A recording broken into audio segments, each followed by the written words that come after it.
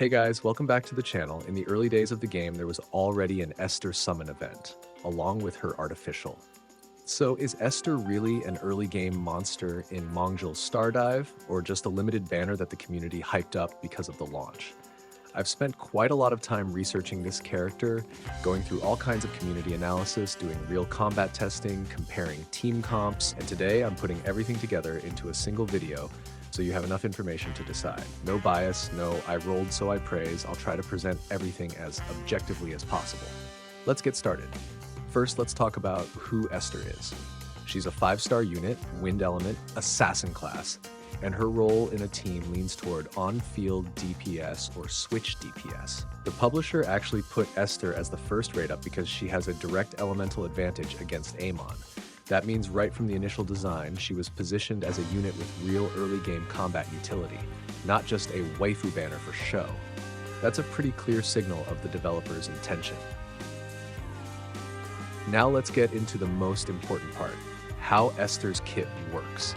Her core revolves around a mechanic called Dust Cloud, sometimes referred to as a smoke field. Basically, she creates an area on the field, and when attacking inside that area, her normal attacks get upgraded into a much stronger wind/combo.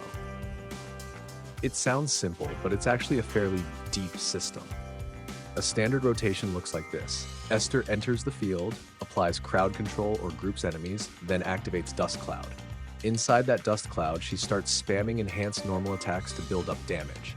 Then at the right timing, usually when the boss is staggered or airborne, she uses her ultimate to burst as much damage as possible, while also applying Wind Affliction and resetting her state to begin a new cycle.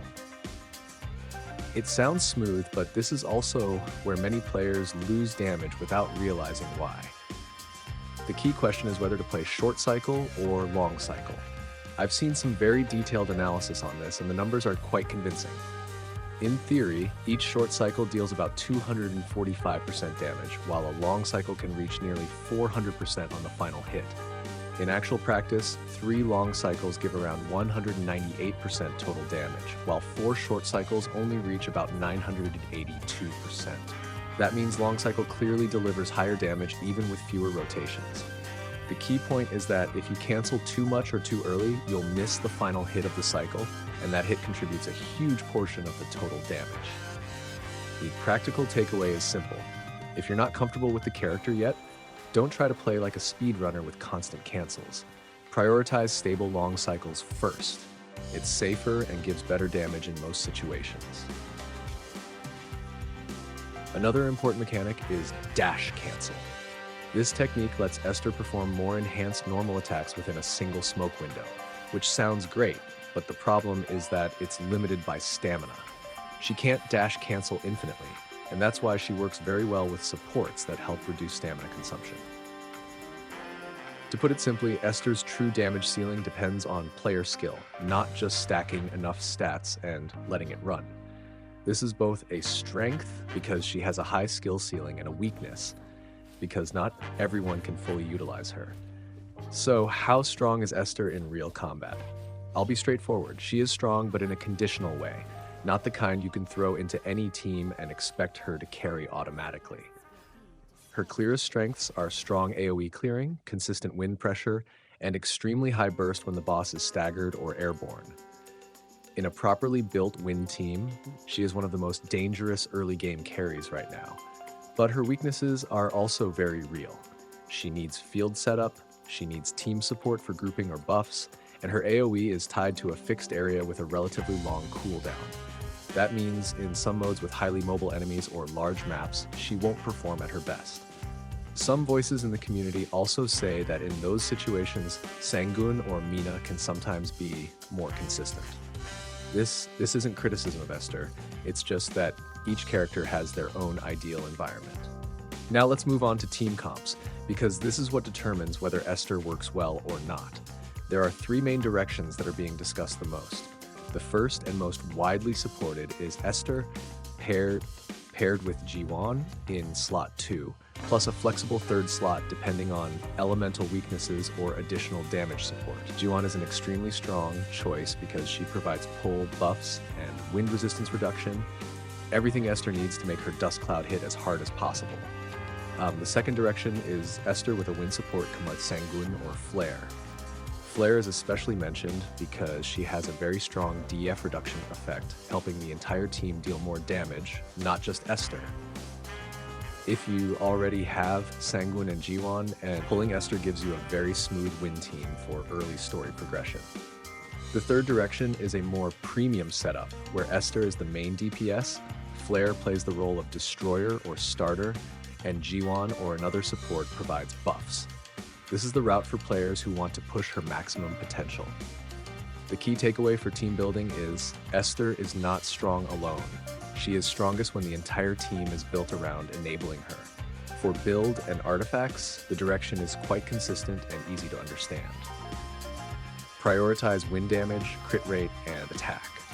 For artifact sets, there is one highly rated set that increases wind elemental damage after using an SP skill and after crits, which aligns perfectly with Esther's damage window.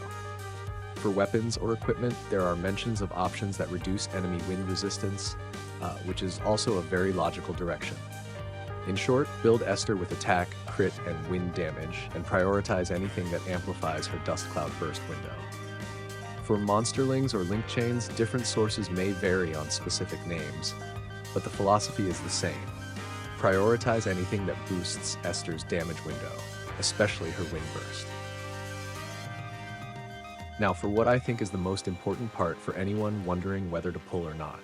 The content creator community is currently split into two clear camps. The first camp says must pull for early game meta, arguing that there is currently no unit that truly replaces Esther's role in the current power structure.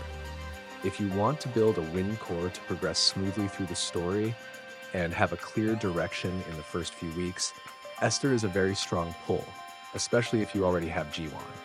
The second camp is more cautious, arguing that Esther is good, but banner priority is the bigger question. If your account already has Flare and you are aiming for future banners like Mina or Nara, skipping Esther is completely reasonable from a long-term strategy perspective.